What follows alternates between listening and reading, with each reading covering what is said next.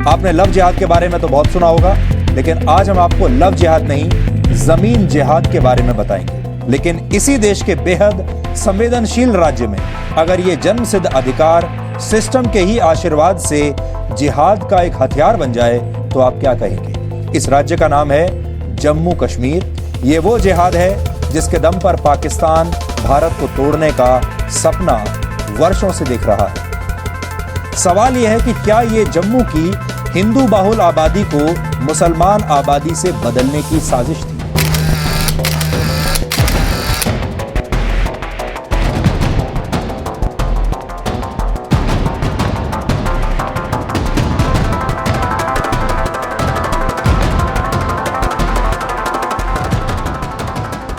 जब किसी भी लोकतांत्रिक देश में और इस तरह से गैर जमानती एफआईआर वारंट जारी हो किसी पत्रकार के लिए, पत्रकारों के खिलाफ होने लगे, तो इससे लोकतंत्र के लिए हम कितना बड़ा खतरा मान सकते हैं?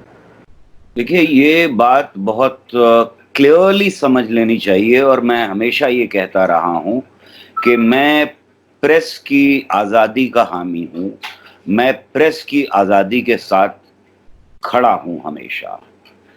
लेकिन प्रेस की आज़ादी हो या किसी नागरिक की आज़ादी हो, किसी शहरी की आज़ादी हो, हमेशा उसकी अपनी लिमिट्स होती हैं। ये चलन पिछले 6-7 साल में बहुत तेजी के साथ बढ़ा कि कोई भी अगर सरकार के खिलाफ या चैन, अमन, शांति, नागरिकता, हक, मजदूरों के हक, आदिवासियों के हक, इसके बारे में जब भी कोई बात कर रहा है तो उसके ऊपर लगातार एफआईआर दर्ज होती रही है। और हम ये देखते रहे हैं कि ये बड़ा एक हमला शुरू हो गया था इस मुल्क के अंदर उन लोगों के ऊपर जो हमारे कॉन्स्टिट्यूशनल राइट्स के लिए और आइडिया ऑफ इंडिया के लिए और समाज में अमन चैन के लिए खड़े थे। न सिर्फ ये कि एफआईआर किए गए, बल्कि कई लोगों को कत्ल भी कर दिया गया और उसके ऊपर जश्न भी मनाया गया। ये सब कुछ हमने देखा है। और इस बीच में मीडिया का एक सेक्शन पूरी तरह से हमें बिका हुआ भी दिखाई दिया है। उन्होंने बजाय खबरों के ये कहना चाहिए कि खबर के नाम के ऊपर एक दंगल सा क्रिएट करके और पत्रकारिता करनी शुरू कर दी थी।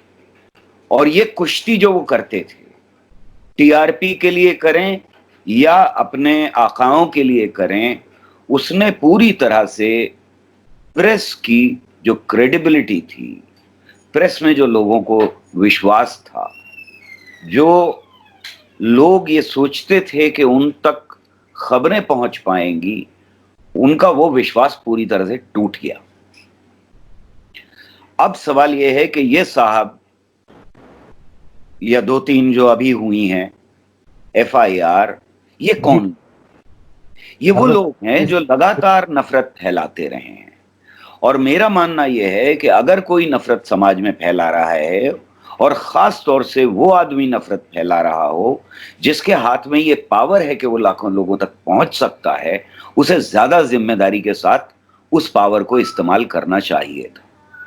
इनमें से कुछ लोगों ने बेहद गैर जिम्मेदारी के साथ पत्रकारिता की है और ये ज्यादा ड्रामा किया है बनिस्बत पत्रकारिता के। कोई सूट पहन के उछल कूद कर रहा है, कोई टब में घुसा जा रहा है, ये सब कुछ और चीखना चिल्लाना एक पार्ट बन गया इनकी पत्रकारिता का। इससे आगे जब बढ़ती है बात तो हम ये भी देखते हैं कि इनमें से कुछ लोग जो हैं वो क्रिमिनल एक्टिविटीज में इन्वॉल्व हैं। यानी लोगों को धमकियां दे करके कि ये उनके खिलाफ खबरें चलाएंगे, इन्होंने कोशिश की है इनमें से कुछ लोगों ने कि वो पैसे बना सकें और सैकड़ों करोड़ की डिमांड लेकर के गए हैं। तो मैं ये समझता हूं कि इनमें और तस्कर में कोई फर्क नहीं बचा। एक क्रिमिनल के अंदर और इन लोगों में कोई फर्क नहीं बचा। एक तरफ ये मुल्क को तोड़ने के लिए लगातार नफरत फैलाते रहे हैं और मीडिया की चैनल का इस्तेमाल करते रहे हैं, तो ये चीजों से भी नजर नहीं बचा के रखी जा सकती। अभी तक ये चल रहा था सिलसिला कि उन लोगों के ऊपर हमला हो रहा था और एफआईआर लॉन्च की जा रही थी जो लोग अवाम के हुकूक के साथ खड़े थे। अब ये सिलसिला वहां तक पहुंच गया है जहां शीशों में बैठे हुए, महलों में बैठे हुए लोगों के ऊपर पत्थर पड़ने लगे हैं। केरला में सुधीर चौधरी जो जी न्यूज़ के एडिटर हैं, उनके खिलाफ एफआईआर हुई और उसके बाद वो खुद ट्वीट करते हैं कि ज़मीन जिहाद की बात करना क्या गलत है? अगर हम जिहाद की बात नहीं करेंगे तो क्या करेंगे? अगर जिहाद का नाम लेंगे तो क्या हमें जेल में डाल दिया जाएगा? इस तरह की बातें उन्होंने कही। इसे आप किस तरह देखते हैं? वो सीएए के बारे में बात करें, हक है। वो जिहाद के बारे में बात करें, ये हक है। वो स्टोरी निकाल करके लाएं कहीं पर जहां लोग कोरोना फैलाने की कोशिश कर रहे हैं, उनको हक है। लेकिन उनको यह हक नहीं है कि इस मुल्क की एकता और अखंडता को तोड़ने की कोशिश करें इन चीजों को टैग बना करके। उनको यह हक नहीं है कि मेरी एक नज्म के ऊपर वो मुझे एंटी नेशनल करार दे करके 3 दिन तक चलाते रहें प्रोग्राम को। और ये बात साबित हो जाती है बिल्कुल कि जब एनबीएसए उनके ऊपर रोक लगाता है तो ये बात बिल्कुल पूरी तरह से सामने है कि चाहे वो जेएनयू का मसला हो, चाहे वो मेरे साथ उन्होंने जो कुछ किया उसका मसला हो, या बाद में जिस तरह की वो स्टोरीज देते रहे हैं, उन सब को मिला करके मैं पर्सनली उनको मुजरिम मानता हूं। मैं एफआईआर नहीं करता, मैं कोर्ट में और हायर लेवल पे नहीं जाता, लेकिन और लोग जाते हैं और इस मुल्क के संविधान को अगर कोई चोट पहुंचाए तो उसके खिलाफ एफआईआर होने में, चाहे वो कितना भी बड़ा पत्रकार क्यों ना हो, मैं समझता हूं कि गलत बात नहीं होगी। प्रेस के ऊपर हमला और प्रेस को यह बताना कि क्या कहा जाए और क्या ना कहा जाए, ये गलत होगा। मैं इसके खिलाफ हूं। लेकिन अगर कोई गैर जिम्मेदारी से अपनी चैनल को इस्तेमाल करता है, किसी की शय के ऊपर करे या अपनी नौकरी बचाने के लिए करे, तो फिर उसके खिलाफ कानूनी कार्रवाई होनी ही चाहिए। अच्छा, इसमें एक चीज़ और आई है कि उन्होंने इसका जस्टिफिकेशन दिया है कि हमने ज़मीन जिहाद की बात की, लव जिहाद की बात की केरला में, और पीएफआई फंडिंग ऑन सीए, जो सीए को पीएफआई फंडिंग कर रही है, जो उनका आरोप है। Dairying to intern in Shaheen Bagh, मतलब हमने हिम्मत की शाहीन बाग में जाने की, और ये इसका सिला दिया गया है और एफआईआर करके। क्या यही हमारी मेरी बहादुरी का क्या ये सिला है? यही सिला है? उन्होंने तो ये भी कहा है कि ये जो एफआईआर हुई है वो पुलित्जर प्राइज के बराबर है। एक ऐसा आदमी जो इस बात के ऊपर इस इल्जाम में जेल में जा चुका हो कि वो किसी को धमकी दे करके पैसे लेने की कोशिश कर रहा था, अगर ये बात कहे कि उसको पुलित्जर प्राइज मिल रहा है एफआईआर पे, तो मैं I will take it with a pinch of salt. मैं उसको बहुत जाहिर है कि क्रेडिबिलिटी देने के लिए तैयार नहीं होगा। लेकिन जहां तक लव जिहाद की बात है, जहां तक इसकी बात है कि उन्होंने सीए के बारे में और शाहीन बाग के बारे में बातें की, या पीएफआई की फंडिंग, पीएफआई को हम में से ज्यादातर लोग एक खराब संस्था के तरह से मानते हैं और देखते हैं देश के अंदर, पर उसी तरह से हम आरएसएस को भी एक खराब संस्था की तरह से देखते हैं जो मुल्क को तोड़ने में लगे हुए हैं। लेकिन अगर वो न्यूज के बजाय आरएसएस की बात करें या पीएफआई की बात करें, अगर वो न्यूज के बजाय व्यूज देना शुरू कर दें, क्योंकि ये जो पूरा उनका स्टोरी थी और उनकी सारी स्टोरीज व्यूज पे हैं, न्यूज कहीं नहीं होती। अगर वो तथ्यों के ऊपर लाएं, ये दिखाएं कि भाई पीएफआई ने किस तरह से फंडिंग की, कितनी फंडिंग की, कितना आया, कोई डॉक्यूमेंट मौजूद हो, या फिर सिर्फ इस पे कि लव जिहाद हो रहा है, मैंने कह दिया इसलिए हो रहा है।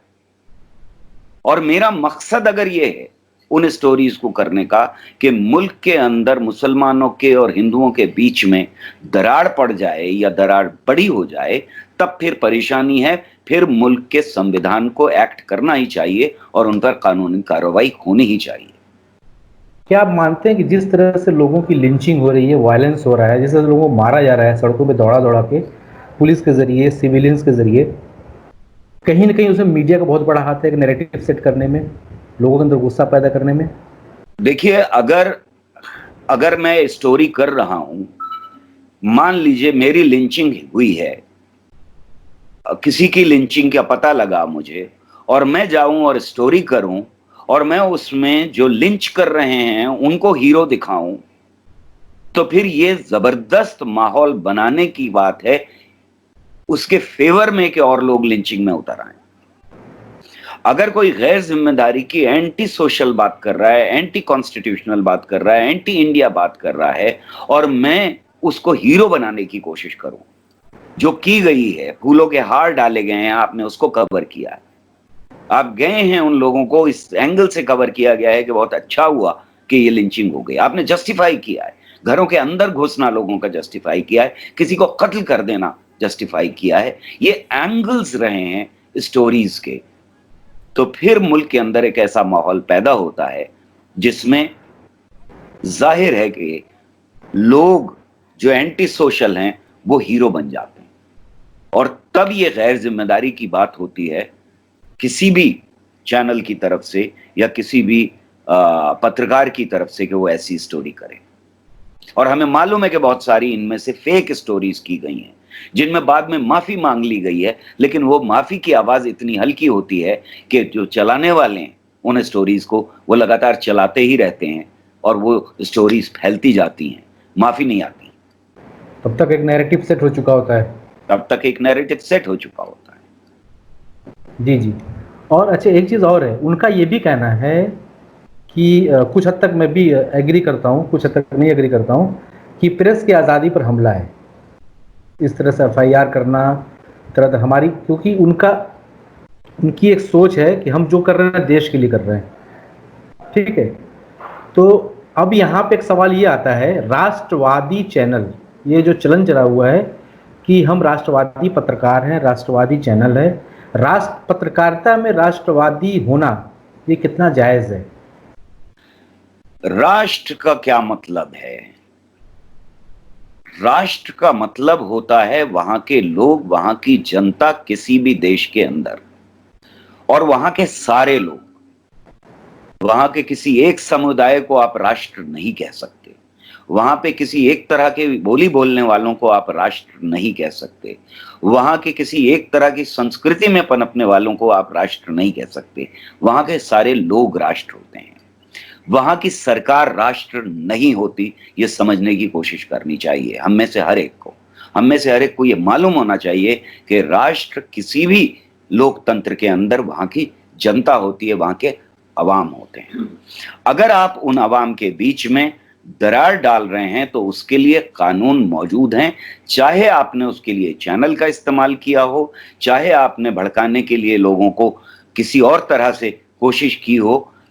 आप अगर हिंसा की तरफ लेकर के जा रहे हैं तो फिर आपके खिलाफ कार्रवाई होनी चाहिए। मैं इसको उस चैनल के ऊपर हमला तो मान सकता हूं, मैं उस पत्रकार के ऊपर तो हमला मान सकता हूं, लेकिन मैं इसको पत्रकारिता के ऊपर हमला नहीं मानता जी। उसकी अपनी लिमिट्स होती हैं। हमारे देश में किसी आतंकवादी को बुला करके उसके व्यू नहीं दिया जाता, यह बहुत अच्छी बात है। वरना कोई कह सकता है कि मैं तो न्यूज कर रहा हूं, मैं तो आजादी चाहता हूं, हर एक की आवाज उठाना चाहता हूं। नहीं हो सकता। आप किसकी आजादी की बात कर रहे हैं? आप इस देश की आवाम की आजादी की बात नहीं कर रहे, उसके साथ नहीं खड़े हैं, तो आप राष्ट्रवादी चैनल नहीं हो सकते, आप राष्ट्र को तोड़ने वाली चैनल है। और मैं ज्यादातर जब भी कभी देखना नजर पड़ जाती है किसी चैनल के ऊपर जो अपने को राष्ट्रवादी कह रहे होते हैं, तो मैं उनको सबसे ज्यादा एंटी नेशनल चैनल मानता हूं, इसलिए कि मुझे लगता है कि वो आधे घंटे में जो डिस्कशन कर रहे हैं उसमें पूरे मुल्क में आग लगा देना चाहते हैं। उसमें मुझे ये एहसास होता है उस आधे घंटे के प्रोग्राम में कि जैसे वो एक दूसरे का सर फोड़ने के लिए मुल्क में गलियों सड़कों में लोगों को उकसा रहे हैं, वो एक दूसरे को मार देने के लिए उकसा रहे हैं, वो लिंचिंग करने के लिए उकसा रहे हैं। ये मुझे इंप्रेशन मिलता है और ये शायद ज्यादातर लोगों को मिलता है। और अगर कच्चे दिमाग हैं, क्योंकि इन टेलीविजन्स को यंग जनरेशन भी देखती है, उसके ऊपर ये सब कुछ असर करता है। हम सिर्फ अपने मुल्क में नहीं, दूसरे मुल्कों में अगर देखें तो इस तरह की चैनल्स ने वहां हैवॉक क्रिएट किया है। भयानक चीजें पैदा हुई हैं उन मुल्कों के अंदर जिन मुल्कों में इस तरह की चैनल्स को पूरी आजादी दे दी गई। नहीं हो सकता ये। जी जी, जैसे लीबिया में हुआ, बाकी जगहों पे तरह तरह चीजें होती रही हैं। बिल्कुल, ठीक है। अफ्रीकन कंट्रीज में होती रही हैं, हमें मालूम है, लैटिन अमेरिकन कंट्रीज में होती रही हैं। हमें मालूम है कि हिटलर ने मीडिया को यूज किया था अपने प्रोपेगेशन के लिए, और वहां पर लोगों के बीच में ज्यूज के खिलाफ खास तौर से उस वक्त नफरत फैलाने के लिए इस्तेमाल किया था। एक माहौल बनाया गया था, पूरा माहौल बनाया गया था, और न्यूज चैनल्स उसमें शामिल थी उस वक्त। रेडियो का इस्तेमाल बहुत नया था, लेकिन उसको इस्तेमाल किया गया था पूरी तरह से, हमें ये मालूम है। मीडिया का। इसलिए ये बहुत खतरनाक होता है कि मीडिया अपने ऊपर अंकुश ना लगाए। मीडिया अगर अपने ऊपर अंकुश नहीं लगा रहा है तो फिर देश के कानून को मूव करना पड़ता है, करना पड़ेगा। अच्छा, एक सवाल और है, आखिरी सवाल मेरा। जब से आपने होश संभाला है, क्या कभी ऐसा दौर देखा है मीडिया का, इमरजेंसी से लेकर अब तक अगर हम बात करें, क्योंकि बीजेपी कहती है कि इमरजेंसी का दौर और भी ख़राब था, ये था, जब भी अभी की माहौल की बात करो तो इमरजेंसी पे चले आते हैं। लेकिन वैसे ज़ाती तौर पे मैं आपसे जानना चाहूँगा कि क्या आपने कभी ऐसा माहौल देखा नफरत का?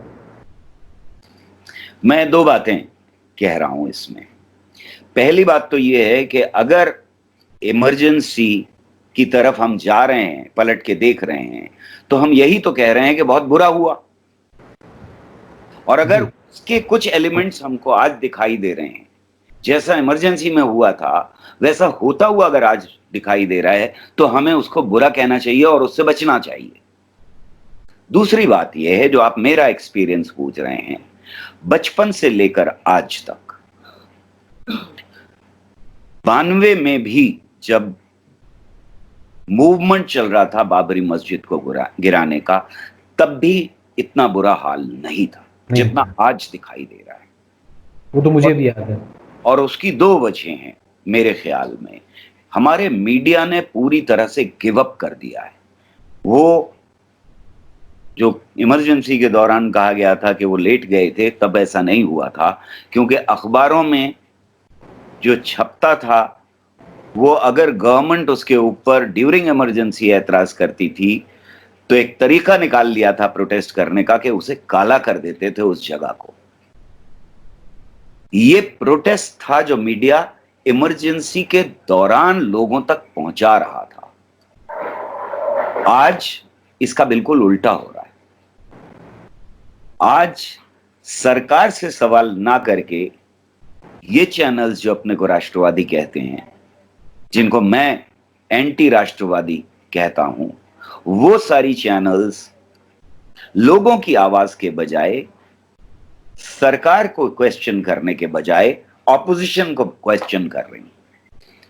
वो जो हमारे यहां भ्रांतियां और त्रुटियां हैं हमारे पूरे समाज के अंदर, उनके बजाय किसी एक समुदाय को एक वक्त में टारगेट करने लगते हैं। वो बदलते रहते हैं, वो कभी कोई हो जाता है, कभी कोई हो जाता है। जी जी। जब जो सिक्का चल जाए नफरत फैलाने का, वो सिक्का चलाने की कोशिश की जा रही है। कहीं नाम दिया जा रहा है कुछ लोगों को कि ये मुसलमान हैं, कहीं नाम दिया जा रहा है कि ये एंटी नेशनल हैं, कहीं नाम दिया जा रहा है कि ये अर्बन नक्सल हैं। जो फिट नहीं हो रहा एक नफरत के फैलाने के प्रोजेक्ट में, उसके लिए फौरन दूसरा प्रोजेक्ट तैयार कर लिया जाता है। मुझे ऐसा लगता है कि ये जाहिर है मुसलमान नहीं फिट हो रहे तो एक नया बनाना पड़ेगा, टुकड़े टुकड़े गैंग, पत्थरबाज। ये मीडिया कर रहा है, ये मीडिया पहुंचा रहा है, ये माहौल मीडिया पैदा कर रहा है जो इस देश की अखंडता के लिए बहुत खतरनाक है। अंग्रेजों ने जो दरार डाली थी इस देश के अंदर, विभाजन और सत्ता की राजनीति की थी उन्होंने, डिवाइड एंड रूल, और वो बड़े फख्र से कहते थे। वही हमें आज दिखाई दे रहा है होते हुए इस मुल्क में, और मीडिया डिवाइड एंड रूल का रोल प्ले कर रहा है। ये सबसे ज्यादा अंग्रेजों वाला रूल, अंग्रेजों वाले रूल हमारे लिए वापस लौट के आना, ये सबसे ज्यादा मुल्क के लिए खतरनाक है। क्योंकि हम ये माने कि इमरजेंसी फिर भी सुकून था। हम 47 से पहले वाले दौर में चले गए हैं जहाँ पे जो बहुत ही बुरे हाल थे। बिल्कुल। बहुत बहुत शुक्रिया, काफ़ी अच्छे पॉइंट्स आपने बताया हमें।